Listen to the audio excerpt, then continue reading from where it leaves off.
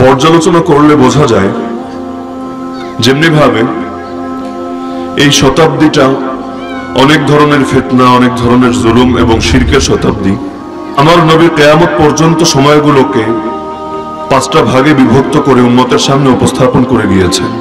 তিনি বলেছেন, প্রথম সময়টা হবে নবুয়তের সময়, সেই সময়টা হবে রহমতের সময়। রাসূলুল্লাহ সাল্লাল্লাহু আলাইহি ওয়াসাল্লাম যখন দুনিয়াতে ছিলেন সেই সময়টা ছিল নবুয়তের যুগ। নবুয়তের সমাপ্তির পর পৃথিবীতে আসবে খেলাফতে রাশেদার যুগ। খেলাফতে রাশেদার সমাপ্তির পর পৃথিবীতে আসবে মুলকান আদা, এমন রাজত্বের যুগ যারা রাজত্বকে আঁকড়ে ধরে রাখবে, কামড়ে ধরে রাখবে।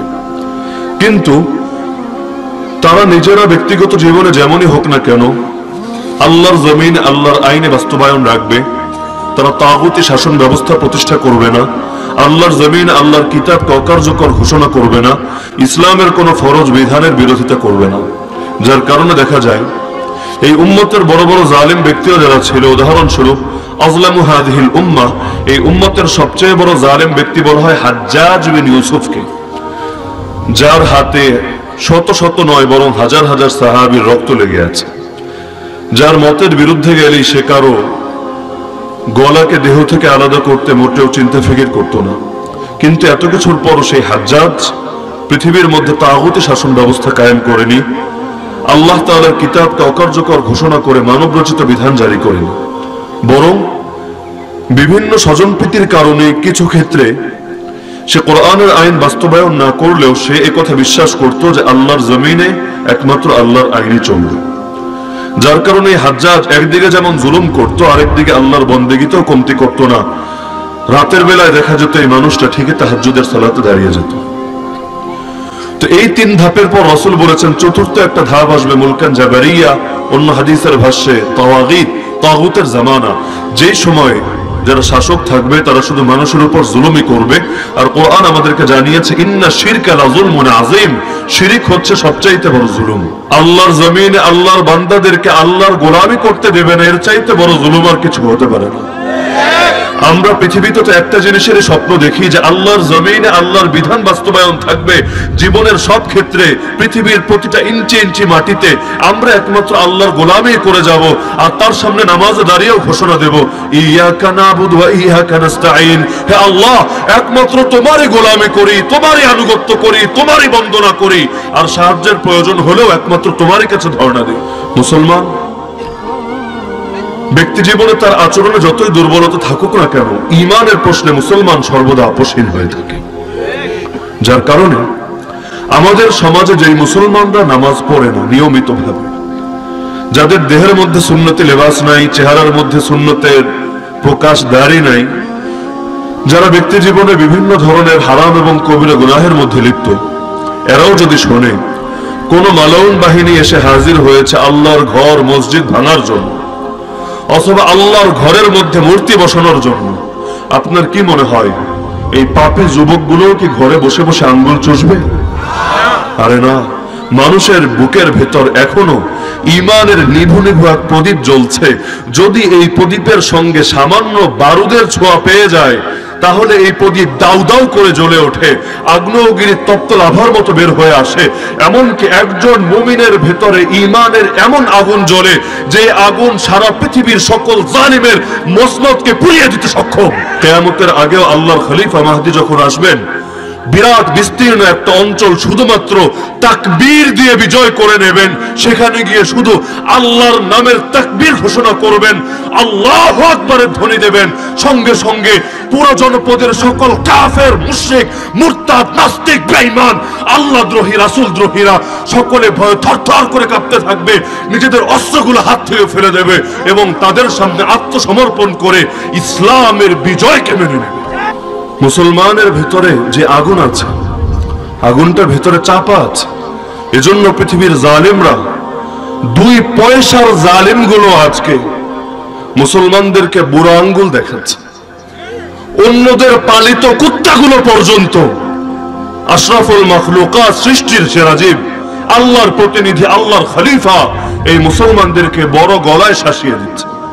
এমনকি যারা এই মুসলমানদের টাকায় যাদের শরীরের সবকিছু গঠিত হচ্ছে, যাদের জাঙ্গিয়াটা পর্যন্ত এই মুসলমানের অর্থটাই দিয়ে কেনা, তারা পর্যন্ত এই মুসলমানদেরকে, এই আলেমদেরকে, এই দাঈদেরকে, এই মুজাহিদদেরকে বড় বড় গলায় হুমকি দিচ্ছে। তো আমরা যখন ছিলাম সিংহের জাতি, আমরাই ছিলাম পৃথিবীর রাজা। কিন্তু আমরা নিজেরা যখন হয়ে গিয়েছি ইঁদুরের জাতি, তখন ছোট ছোট বিড়ালগুলো আমাদেরকে তাড়িয়ে বেড়ায়। কিন্তু এই ইঁদুরের জাতির যদি ঘুম আবার ভেঙে যায়, আবারও যদি তারা সিংহের জাতিতে পরিণত হয়, বেশি কিছু লাগবে না, সিংহের একটা গর্জনেই বনের ভেতর কম্পন শুরু হয়ে যায়। আর এই তাওহীদ জনতার যেদিন ঘুম ভাঙবে, আপনি বিশ্বাস করেন খুব বেশি লোকের দরকার নাই। আরে বদরের মধ্যে লোকের সংখ্যা বড় কম ছিল, কিন্তু আল্লাহ তাআলার উপর ভরসা করে তাওহীদের শক্তিতে শক্তিমান হয়ে এই উম্মত যদি ময়দানে নেমে আসে, পৃথিবীর এমন কোন শক্তি নেই যেই শক্তি এই মুসলমানদের সৎকে রুখে দিতে পারে। আমার আল্লাহ ছাড় দেন, নিঃসন্দেহে ছাড় দেন। ইয়ামুদ্দুহুম ফি তুগয়ানিহিম ইয়ামাহুন, সূরা বাকারার মধ্যে জানিয়েছেন আল্লাহ ছাড় দেন। কিন্তু আমার আল্লাহ জালেম না, পৃথিবীর কোন অপরাধীকে তিনি স্থায়ীভাবে ছেড়ে দেন না। দুদিন আগে বা দুদিন পরে ঠিকই পাকড়াও করেন, আর যখন পাকড়াও করেন তখন আমার আল্লাহর আযাবের মোকাবেলা করার মতো ক্ষমতা পৃথিবীতে কারো নেই। আমার আল্লাহ তাআলার নীতি সর্বদা অপরিবর্তিত থাকে। আল্লাহ কোরআনে একাধিক জায়গায় বলেছেন, ওয়ালান তাজিদা লিসুন্নাতিল্লাহি তাবদীলা ওয়ালান তাজিদা লিসুন্নাতিল্লাহি তাহওয়িলা। আল্লাহর যেই রীতি, যেই নীতি পূর্বে জারি ছিল, একই নীতির মধ্যে তুমি কোনো পরিবর্তন পাবে না, মৌলিক পরিবর্তনও পাবে না, আংশিক পরিবর্তনও পাবে না।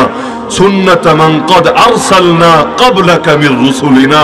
সুতরাং হে নবী, আমার পূর্বের রাসূলদেরকে যে আদর্শ দিয়েছি, তাদের ক্ষেত্রে যে রীতি ছিল, তুমিও সেটারই অনুসরণ করো। আমার আল্লাহ পূর্বে ফেরাউনকে ধ্বংস করেননি, নমরুদকে ধ্বংস করেননি, এর চাইতে বড় বড় শক্তিগুলোকে ধ্বংস করেননি, কিছুদিন পর দাজ্জালকে ধ্বংস করবেন না। আমার আল্লাহ তাআলা জালিমদেরকে এভাবেই ধ্বংস করেন। তবে আগের জাতিদের সঙ্গে আমাদের অনেক পার্থক্য আছে। আমরা পৃথিবীতে শ্রেষ্ঠ জাতি, শ্রেষ্ঠ নবীর শ্রেষ্ঠ উম্মত, মুজাহিদ নবীর মুজাহিদ উম্মত, সাহসী নবীর সাহসী উম্মত, শক্তিশালী নবীর শক্তিশালী উম্মত, আপোষহীন নবীর আপোষহীন উম্মত। এজন্য আল্লাহ তাআলা আমাদেরকে কিছু বিশেষত্ব দিয়েছেন, কিছু বৈশিষ্ট্য দান করেছেন। আমার আল্লাহ ইতিপূর্বে জালিমদেরকে ধ্বংস করতেন আসমানের ফেরেশতাদের দ্বারা। কাউকে ধ্বংস করেছেন জিবরিলের হাতে, কাউকে মিকাইলের হাতে, কাউকে আসমানের অন্য কোনো ফেরেশতার হাতে। কিন্তু এই জাতির ক্ষেত্রে যেহেতু আল্লাহ তাদেরকে শ্রেষ্ঠ বানাতে চান, তো শ্রেষ্ঠত্বের কিছু কাজও তিনি এদের মধ্যে ভাগ করে দিয়েছেন। আমার আল্লাহ ইতিপূর্বে যেই কাজের জন্য জিবরিলের হাতকে কবুল করেছিলেন, আসমানের ফেরেশতাদের হাতকে কবুল করেছেন। কোরআনুল কারীমে জানিয়েছেন একই কাজের জন্য আমার আল্লাহ এই উম্মতের এই দুর্বল হাতগুলোকে কবুল করেছেন। আল্লাহ কোরআনে বলেন, কাতিলুহুম ইউআযিবহুমুল্লাহু বিআইদিকুম। ময়দানে যখন তোমরা ওদের বিরুদ্ধে অবতীর্ণ হবে, ওদের সঙ্গে যখন তোমাদের লড়াই হবে, ওদেরকে আযাব তো দিবেন আল্লাহ, কারণ আল্লাহ ছাড়া আযাব দেওয়ার দ্বিতীয় তো কেউ নাই। আযাব দিবেন আল্লাহ, কিন্তু এখন জিবরিলের হাতেও আযাব দিবে না, আসমানের ফেরেশতাদের হাতেও আযাব দিবে না। এখন থেকে আল্লাহ আযাব দিবে তোমাদের হাতে। পৃথিবীর অপরাধীদেরকে শায়েস্তা করার জন্য আল্লাহ তাআলা আমাদের হাতগুলোকে কবুল করেছেন, এটা কোরআনের ঘোষণা। হ্যাঁ, এর অর্থ এটা না যে পৃথিবীতে আর ফেরেশতা আসবে না। যেমনি ভাবে বদরের ময়দানে 1000 ফেরেশতা এসেছিল আর 4000 ব্যাকআপে রেডি, একইভাবে কিয়ামত পর্যন্ত প্রত্যেকটা ময়দানে এভাবে ফেরেশতা আসবে, আসবে এবং আসতেই থাকবে। তবে এখন থেকে ফেরেশতারা জমিনে আসলেও আমাদের নেতৃত্ব মেনে আমাদের অনুগামী হয়ে আসবে। ঈসা আলাইহিস সালাম আসমান থেকে 2 ফেরেশতার কাঁধে করে অবতরণ করবেন। এরপর লড়াইটা কিন্তু নিজেই করবেন, দাজ্জালকে কিন্তু নিজেই জাহান্নামে পৌঁছাবেন। বদরের ময়দানেও লিড দিচ্ছিলেন আমার নবী, কারণ আমার নবী শুধু খানকাহের পীর ছিলেন না, বরং ময়দানের বীরও ছিলেন। আমার নবী হেরা গুহায় বসে যেমনি ভাবে ইবাদত করতেন, বদরের ময়দানে গিয়ে কুফরের মেরুদণ্ড ভেঙে দিতেন। এই উম্মতের শ্রেষ্ঠ ব্যক্তিও যারা ছিল, উদাহরণস্বরূপ আব্দুল্লাহ বিন মাসউদ রাদিয়াল্লাহু আনহু, ফিকহের শীর্ষস্থানীয় ব্যক্তিত্ব যিনি, বর্তমানের ভাষায় বললে তৎকালীন গ্র্যান্ড মুফতি যিনি, সে আব্দুল্লাহ বিন মাসউদ শুধু বসে বসে ফতোয়াই দিতেন না, বরং বদরের ময়দানে গিয়ে যেই ব্যক্তিটা আবু জাহলের গলাকে দেহ থেকে দ্বিখণ্ডিত করেছিল তার নামও আব্দুল্লাহ বিন মাসউদ ছিল। এমনকি সেই সমাজের শিশুরা পর্যন্ত এতটা সচেতন ছিল, তারা শুধু হলিউড, বলিউড, টলিউড আর ফুটবল, ক্রিকেট নিয়েই মেতে থাকতো না, বরং এগুলো ভাবার তো প্রশ্নই আসে না। তারা যেমনি ভাবে মাঠে গিয়ে খেলতো, এর চাইতে বেশি ময়দানের খেলা শিখে রাখত।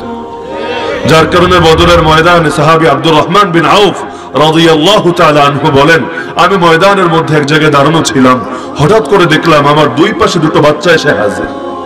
আমি ভাবলাম বদরের ময়দান এমনি বড় করুণ অবস্থা, আজকে যদি কিছু তরুণ যুবক থাকতো, ওই যুবকদেরকে নিয়ে কাফেরদের সঙ্গে কিছুটা মোকাবেলা করতে পারতাম, ওদের কিছুটা ক্ষতি হলেও করতে পারতাম। কিন্তু এখন দুই পাশে দুই পিচ্চি, এই পিচ্চি পোলাপান নিয়ে আমি কি করব? ওদেরকে নিরাপত্তা দেওয়াটা আমার এখন দায়িত্ব হয়েছে, যেহেতু আমি বড় মানুষ। তিনি বলেন, এগুলো ভাবছিলাম, কিছু বুঝে ওঠার আগেই তারা আমাকে জিজ্ঞেস করলো, চাচা যান আবু জাহাল কেডা, একটু দেখায় দেন। ডান পাশের বাচ্চার উত্তর দেওয়ার আগে বাম পাশের পোলাও বলে, না চাচা আমার দেখেন আবু জাহাল কেডা। কিরে ভাতিজা, তোরা আবু জাহালটা চিনে কি করবি? একটাই জবাব, শুনেছি সে আল্লাহর নবীকে গালি দেয়। একটা জবাব, শুনেছি সে আল্লাহর নবীকে গালি দেয়। আল্লাহর নামে কসম খেয়েছে, ওকে যদি একবার এই দু চোখ দিয়ে দেখতে পাই, ততক্ষণ পর্যন্ত ওর দেহ থেকে আমার দেহ আলাদা হবে না, যতক্ষণ না যার কপালে আগে মরণ লেখা সে মৃত্যুবরণ করে। আল্লাহর নামে কসম খেয়েছে, মুক্তার মাকে দেখাবো না যতদিন না সেই আবু জাহালকে জাহান্নামে পৌঁছাই, অথবা নিজেরাই জান্নাতের সবুজ পাখি হয়ে যায়। সেই সমাজের ছোট ছোট বাচ্চাদেরও এমন ঈমানি গায়রত ও আত্মমর্যাদা ছিল যেগুলো আজকের যুগের বুড়াদেরও নাই। সেই যুগের ছোট বাচ্চাটাও জানে যেই ব্যক্তি আল্লাহর নবীর সঙ্গে বেয়াদবি করে ওর সঙ্গে কি আচরণ করতে হয়। আজকের পৃথিবী এটা জানে আমার বাপের সঙ্গে বেয়াদবি করলে কি আচরণ করতে হয়, আমার বউকে নিয়ে খারাপ মন্তব্য করলে কি আচরণ করতে হয়, আমার নেতা বা নেত্রীর বিরুদ্ধে কেউ কথা বললে তার সঙ্গে কি আচরণ করতে হয়, এটা পৃথিবী জানে। কিন্তু এই বেগায়রাত আত্মমর্যাদাহীন কাপুরুষ উম্মত জানে না আল্লাহর নবীর সঙ্গে আচরণ করলে, খারাপ আচরণ করলে, বেয়াদবি করলে, ব্যঙ্গ করলে, কটূক্তি করলে ওকে কি শাস্তি বুঝিয়ে দিতে হয়।